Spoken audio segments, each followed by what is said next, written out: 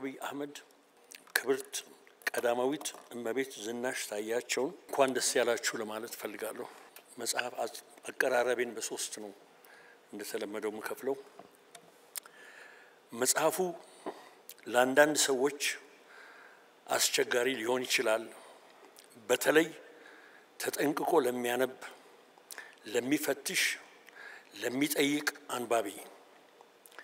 በተረፈ ለግድ የለሹ እንብዛም አያስቸግርም። የሀገሬ አዝማሪ እንዲህ ይላል፣ ታታሪ ነው እንጂ ተቸጋሪ፣ ሰነፍማ መልካም ነዋሪ እንዳለው። ይህ መጽሐፍ ከሁሉም በላይ የሚነበብ ብቻ ሳይሆን ስራ ላይ የሚውል ነው የሚል እምነት አለኝ። በመጽሐፉ የተነሱት ጉዳዮች በማስረጃ የተሰነዱ የተዘገቡ ነገሮችን ለማስተላለፍ ሳይሆን በሀገራችን ሶሺዮ ፖለቲካል ሁኔታ ላይ ያለውን ዲሌማ ለማሳየትና በተጨማሪም አንባቢው የራሱን ሐሳብ እንዲኖረው ለማበረታታት ነው። ዶክተር አብይ አህመድ እንዳሉት ለሚነሱ ችግሮች ከብዙ አንፃር እያዩ አንድ ቋሚ መፍትሄ መከተል ብቻ ሳይሆን ካሉት አማራጮች ጋር እየተናበቡ ችግር ለመፍታት መዘጋጀት ያስፈልጋል ይላል። በፊሎሶፊ ቋንቋ ዶክተር አብይ አህመድ ሞኒዝም የሚባለውን ፊሎሶፊ አይከተሉም። አንድ ትክክለኛ ጥያቄ አለ፣ አንድ ትክክለኛ መልስ አለ እያሉ አይደለም የሚሄዱት። ይሄ በጣም አስደምሞኛል። በመጨረሻም በአንገረ ፈላስፋ መጽሐፍ ላይ አጠር ያለ ቅኝት ያቀረቡት ሊቅ እንዳሉት አንድ ስነ ጽሁፍ ተገቢ በሆነ ደረጃ እንዲፈጸም 6 ነገሮችን ያስፈልጋሉ ይሉናል። እነኚህም ጊዜ፣ እድሜ፣ ቦታ፣ ፈቃድ፣ ችሎታና ስምምነት። ዶክተር አብይ አህመድ እነኚህን አስማምተውና አዋደው ድርሳናቸውን አቅርበዋል።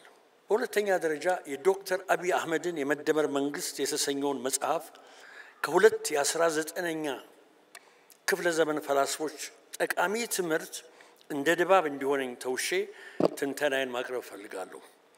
አንደኛው ካርል ማርክስ ነው። አንድ ፌመስ አነጋገር አለው እንደምታውቁት፣ እንዲህ ይላል፣ እየጠቀስኩ ነው። ከዚህ ቀደም የመጡት ፈላስፎች ዓለምን በተመለከተ በተለያየ መንገድ ትንታኔ ወይም ትርጓሜ አቅርበዋል። ዋናው ቁም ነገር ግን ዓለምን መቀየር ነው ይላል ካርል ማርክስ። በእኔ አታይ ዶክተር አብይ አህመድ ሁለቱንም ማለትም ትንታኔን እና የለውጥ ፕሮጀክት ይዘው ስለቀረቡ የካርል ማርክስን ስሞታ ተሻግረዋል የሚል እምነት አለኝ። ሁለተኛ የምጠቅሰው የካርል ማርክስን አስተማሪ ነው፣ ትልቁን የጀርመን ፈላስፋ ሄግል። እንዲህ ይላል፣ በጣም አወዛጋቢ ሐሳብ ያቀረበበት ላይ what is real is rational ይላል። ቆም ይልና እንደገና what is rational is real ይላል። ነባራዊ ዓለም ምክንያታዊ ነው ይላል የምናየው። በተገላቢጦሽ ደግሞ ምክንያታዊ ዓለም ንድፈ ሐሳቢው ዓለም የራሱ እውነት አለው ይላል። የዶክተር አብይ አህመድ መጽሐፍ ሁለተኛው መንገድ የተከተለ ነው። እንዴት? ትንሽ ላብራራ። ከላይ ሄግል ያቀረባቸው ተጻራሪ ሐሳቦች ትንሽና ክብደት የሌላቸው ልዩነቶች ቢመስሉም በሂደት ግን ትልቅ የሚባሉ ታሪካዊ ትንቅንቆችና ግብ አስከትለዋል። ሌፍት እና ራይት ሄጊሊያንስ ተባብለው አንደኛው የሚለው ነባራዊ ዓለም ምክንያታዊ ስለሆነ ባለበት መቆየት አለበት፣ አንነካካው፣ እንደውም በረጅም ጊዜ የተገነባ ስለሆነ ጸንቶ መቆም አለበት ነው። ሁለተኛው የሚለው ደግሞ ምክንያታዊ ዓለም የራሱ እውነታ ስላለው ቋሚው ላይ ሳይሆን ተለዋጭ ወይም የወደፊቱ ላይ ስለሚያተኩር ወደ ሻለ ክስተትና ሂደት የሚወስደን ነው።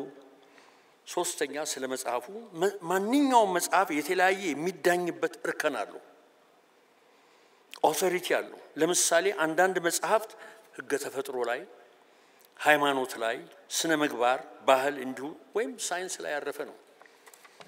የዶክተር አብይ አህመድ መጽሐፍ ምክንያታዊነት ላይ ያረፈ ነው። it invokes the authority of human reason። በመሆኑ መጽሐፉ በምክንያታዊነት የታጀበ፣ ለምክንያታዊነት ክፍት የሆነ፣ በምክንያታዊነት ለመፈተሽ ለመተቸት የተዘጋጀ መጽሐፍ ነው። አንደኛው መጽሐፉ ኦሪየንቴሽን ይሰጠናል ሀገር በተለያየ ዘርፍ ይደርሰናል የሚል ነው ኦሪየንቴሽን ሁለተኛው ሪኮንሲሊየሽን የሚል ቃል ነው መጽሐፉ በእጅጉ ከፋፋይ አጨቃጫቂ የሆኑ ርዕሰ ጉዳዮችን አንስቶ ከላይ ሲታይ ምንም አይነት እርቅ አይገኝላቸውም የተባሉትን አቻችሎና አዳምሮ በዜጎች መካከል የእርስ በርስ መከባበር ማህበራዊ መረዳዳትና መገናዘብ እንዲኖር ሐሳብ ይለግሳል በተጨማሪም ማህበረሰባዊ ጉዳዮች በተጻራሪ ነገሮች የተወጠሩ ናቸው ብሎ ከማሰብ የሚያያዙበትና አብሮ የሚሄዱበትን ሁኔታዎች ሊኖር ይችላል ብሎ ጠይቆ ለአብሮነት አስቻይ ሁኔታ ይፈጥራል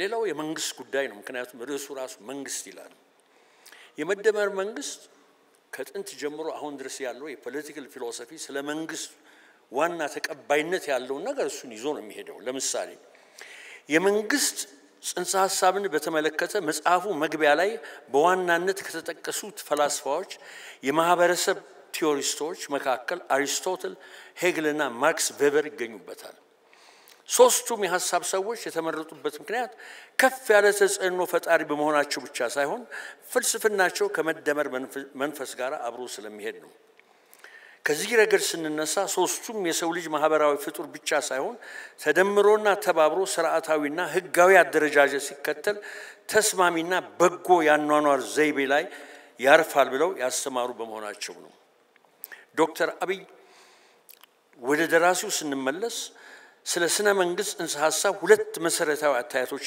ይዞ ይቀርባሉ ሀ እየተጠቀስኩ ነው መንግስት እስካሁን የሰው ልጅ ከፈጠረው ማህበራዊ ተቋማት ሁሉ እጅግ ዓለም አቀፋዊና ኃያል ተቋም ነው ለመንደበር በሚባለው ርዕስ በፊት ከተጻፈው መጽሐፍ በህግ የሚሰራ ባንድ በታወቀ አካባቢ ውስጥ የሚገኝ ኢኮኖሚያዊና ፖለቲካዊ ማህበራዊ ጉዳዮች ላይ የመጨረሻ የሆነ ስልጣን ሉዓላዊነት ያለው ነው ዲፋይን ያደርጋል መንግስት ምን ማለት እንደሆነ ይሄንንም ለማድረግ በጣም ወሳኝና ጠንካራ የሆኑ ክላሲክ and modern literature ላይ የተመረኮዘ ነው ሶስቱን ጠቅሻለሁ ሄግልን አማርኛ ማናገር በጣም አስቸጋሪ ነው እንደ ዶክተር አብይ አቀራረብ እየተጠቀስኩ ነው ፈላስፋው ሄግል መንግስት ማለት በአንድ ማህበራዊ እቅድ ውስጥ የአመክኗዊ ህላዌ ወይንም የመንፈስ ክሱትነት ከፍተኛው ደረጃ ነው ይላል እዚህ ላይ የሄግልን መሰረታዊ ፖለቲካል ፊሎሶፊ ባንድ አንቀጽ በጠራ አማርኛና በማሻማ መልክ መቅረቡን ሳላደንቅ አላልፍም መጽሐፉ በኔ አታይ የተወሰነ የፍልስፍና ፒለርዝ ላይ ቆመ ነው ምሰሶዎች አሉ ዝም ብሎ አይደለም የጻፈው ምንድናቸው ትንሽ ነቅሽ ለማውጣት ነው የመጀመሪያው ከውጭ ከመቅዳት የራሳችን አካሄድ መምረጥ ነው ሁለተኛው ከብየና ወደ አመክናው የሙግት ሽግግር የሚል ነው ምን ማለት ነው ከአሰርሽን ወደ ሎጎስ ይላል ግሪክ give me a logos ይላል ምክንያታው ሲስጠኝስ አንድ ነገር በግሪኮች ማለት አንድ ነገር ስታወራ give me a logos ይላል ሎጎስ ስጠኝ እንጂ ነው አንጠለጥለህ ተውከኝ የሚባል ነገር አለ የደራሲውን የሙግት አካሄድ ስንመለከት በተወሰነ ጥያቄ ዙሪያ ብየና ወይንም አቋም ካቀረበ በኋላ ለምን ሁኔታው እንደተፈጠረ ምክንያት ያቀርባል ለምሳሌ የውጭ ሀገር ሞዴሎች ውጤት አልባናቸው ተብሎ አልተተውም ለምን ስኬት እንዳላመጡ ተገልጿል ይሄውም የኢትዮጵያን ባህል ታሪክ ማህበራዊና ኢኮኖሚያዊ ችግሮች ግምቱ ስላላስገቡ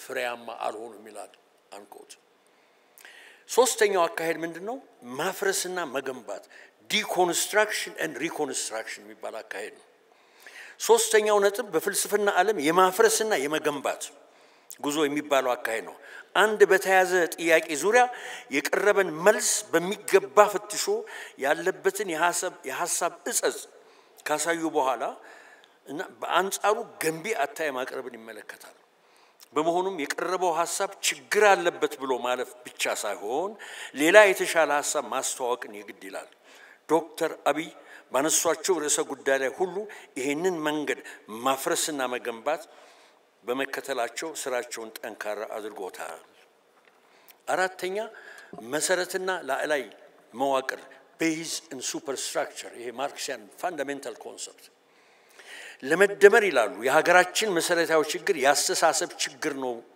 ብሎ ይነሳል የእድገት ጠንቅ ከሆኑ ደካማ አስተሳሰቦች ደግ አእምሮና ህሊና መያዝ የብልጽግና መሰረት ነው ከታይታይ መዋቅር ከቤዝ ማለት ከኢኮኖሚው መሰረት ከዚህ ለውጥ ይልቅ ለአላይ መዋቅር ያስተሳሰብ ለውጥ ቅድሚያ ይሰጣል።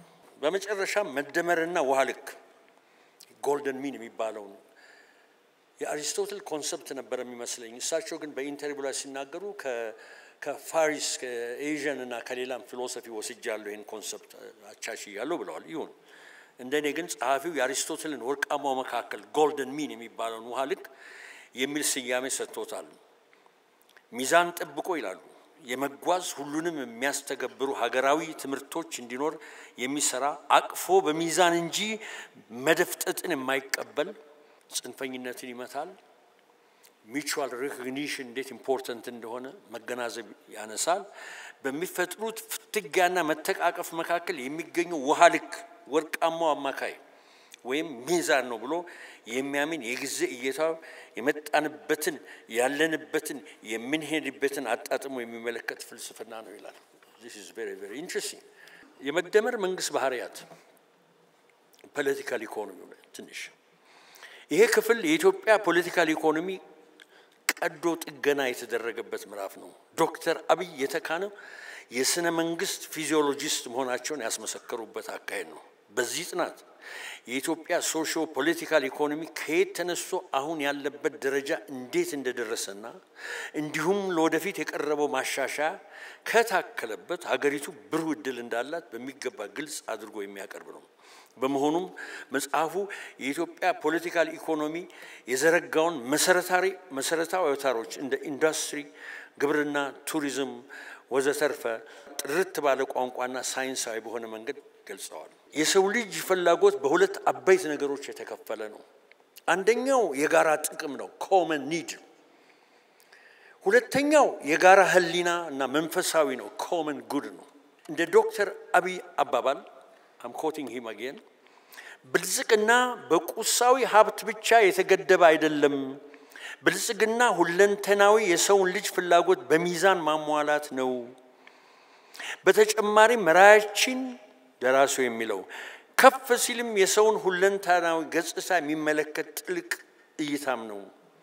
አንኮት የብልጽግና ሪ ኮመን ኒድ ጉዛዊ ነገርን ብቻ አቅራቢ ሳይሆን ኮመን ጉድ አብሮ እና አያይዞ የሚያቀርብ ነው።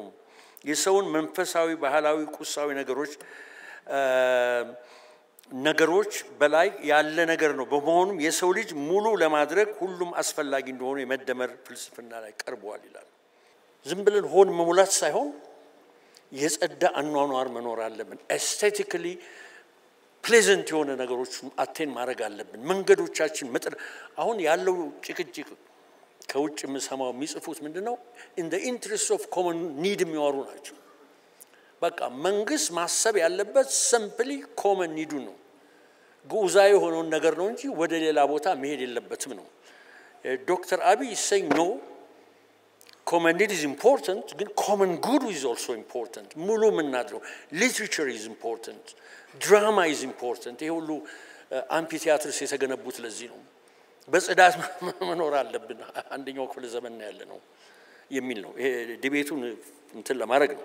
ምናብ ከሐሳብና ከፈጠራ ጋራ ወሳኝ የሆነ ግንኙነት አለው። ምናብ በአካባቢያችን ነባራዊ ሁኔታ ተደፍቀን እንዳንቀር እዛው ባለንበት እንዳንቀር እና ከፍ ወዳለ ካለ አድማስ እንድንሻገር የሚረዳ ነው። ደራሲው የምናብን አስፈላጊነት በሚገባ ስለሚረዳ ግልጽ በሆነ ቋንቋ እንደሚከተለው አስቀምጡታል። ኮት ሊፈጥረው የሚችለውን እሴት ማየት የሚችል መሆን አለበት በኢማጂኔሽን። እዚህ ላይ ምናባዊ አቅም እና ፈጠራ ባንድ ላይ ተቧድነው ሁለቱ በደንብ የተተለመ ያካሄድ ስልት ሲከተሉ ወደ እሴት መጨመርና ሀብት መፍጠር እንደሚያደርስ ጻፊው አሳይቷል። ሐሳብ አልባ ፖለቲካ በዶክተር አብይ እሳቤ ለየት ያለ ትርጉም ይዞ የቀረበ ጉዳይ ነው። ሐሳብ አልባነት በተለያዩ የማህበረሰብ ያኗኗር መስክ ላይ የሚከሰት ነው። የዚህን ጉዳይ ለመረዳት ጸሐፊው ካቀረቡት ውስጥ የሚከተሉትን እንውሰድ። አንደኛ ሀብትንና ስልጣንን ኢመደበኛ ህጎች በሆነ መንገድ ለመቀራመት የሚደረገው ሙከራ። ሁለተኛ ሐሳብ አልባ የፖለቲካ ምህዳር መደበኛና ህጋዊ ፖለቲካ ኢኮኖሚ ስርዓትን የሚያጠፋ። ሶስተኛ የሥራ ባህልን የሚያዳክም ስርዓትን በመጠምዘዝ የተረጋጋ የመንግስትን አካሄድ ትልቁ ፈተና።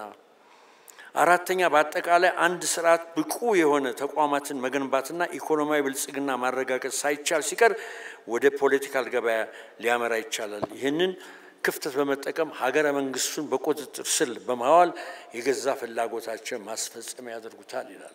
ይህ በጣም ከባድ ክሪቲክ ነው እየቀረበ ያለው እዚህ ላይ። ገንዘብ በሀገሪቱ የፖለቲካ ስርዓት ውስጥ ቀላል የማይባል ጫና አለው። በመሆኑም ገንዘብ በተለያየ የማህበረሰብ እንቅስቃሴ ውስጥ ከተሰጠው ገደብ አልፎ አሉታዊ ሚና ተጫውቷል ይላል። ደራሲው ለኃይል ፍላጎት ወይንም በአጠቃላይ ለኃይል ወይንም ለፖለቲካል ኃይል መሻት ትልቅ ቦታ ሰጥቶ ግሩም የሆነ ሀተት አቅርበዋል። የኃይል ፍላጎት የሚከተሉትን መንገዶች ዓላማውን ግብ ለማድረግ ይከተላል። አንደኛ እየጠቀስኩ ነው፣ የአንድን ማህበረሰብ የጋራ ግብ እውን ለማድረግ ሌሎችን ለመደፍጠት የማስገደድ ፍላጎት። ሁለተኛ በመንግስት የተሰጣቸውን ኃይል ለግላቸው ለቡድናቸው ማርኪያ ያደርጉታል ይላል። ደራሲው የፖለቲካል ፕራክቲሽነር ብቻ ሳይሆን የፖለቲካል አርኪቴክት በመሆናቸው ጥናቱ ከመጽሐፍና ከመምህር ብቻ የተገኘ ሳይሆን በትልቅ ኃላፊነት ላይ ያሉ ያካበቱትን ተመክሮና ዕውቀት ሌላ ሰው ሊያው የማይችለውን የራሳቸውን የግል ተሞክሮ መጽሐፉ ላይ አካተዋል። የመደመር መንግስት እንግዲህ በዚህ በኩል አይቼዋለሁ። በጣም ኢንትረስቲንግ መጽሐፍ፣ ሰዎች ማንበብ አለባቸው። በተለይ የፖለቲካል ፊልዱ ላይ የተሰማሩ ሰዎች ይሄንን እንደ ቴክስት መጠቀም አለባቸው ብዬ አምናለሁ። የመደመር መንግስት ውስጥ ያልተካተተ የፕሮፐርቲ ራይት ጉዳይ አለ። ይሄንን ለርሶ ብቻ ሆምወርክ መስጠቱን ሳይሆን ከፈለጉ የተወሰኑ ምሁራን ኮሚቴ አቋቁሞ ሪሰርች እንዲደረግበት። ምክንያቱም የለንም የፕሮፐርቲ ራይት ህጋዊም ሆነ ፊሎሶፊም ሀገሪቱ የላትም። እርሶ የማይወዱት ነገር የሆነ ያለው በየጊዜው ዝም ብሎ የቀረበውን ነገር መፍታት ነው እና ይሄ ወደ መደመር መንግስት ኢንኮርፖሬት የሚሆንበት ወደፊት ቢታሰብበት ጥሩ ይመስለኛል። ስላዳመጣችሁኝ አመሰግናለሁ። ማዳመጥ ራሱ ትልቅ ስጦታ ነው። ታንክ ዩ ኤቨሪባዲ። ታንክ ዩ። ጨርሻለሁ።